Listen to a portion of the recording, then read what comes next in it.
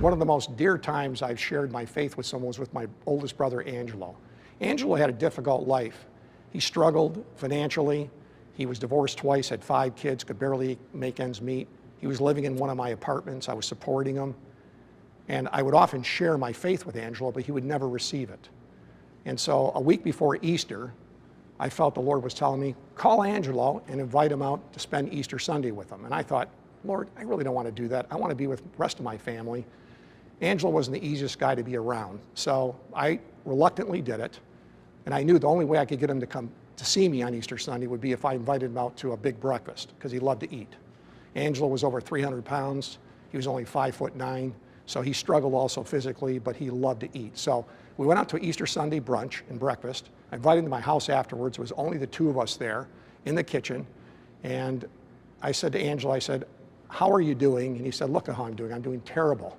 He said, everything in my life is a mess. So I said, Angelo, I've talked to you about this before. Why don't you turn your life around? Why don't you accept Jesus Christ as your Lord and Savior? And he said, well, he'd never accept me. And I said, Angelo, he'd take you just the way you are. He'll forgive everything in your past and make you new going forward. Walked into the living room, turned on the TV, watching a ball game. Not even a few minutes later, Angelo comes into the living room, taps me on the shoulder and says, Tony, would Jesus take me the way I am?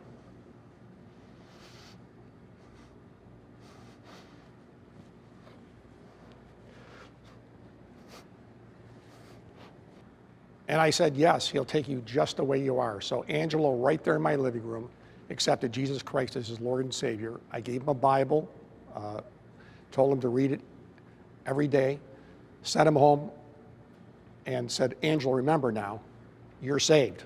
Don't get ripped off and think that what you did in the past, it's all gone, it's all forgiven. And then about 2 days later, one of my secretaries, this was on a Tuesday, came to me and said, I got bad news, your brother Angelo passed away. And we found out that he died that very night that I witnessed to him.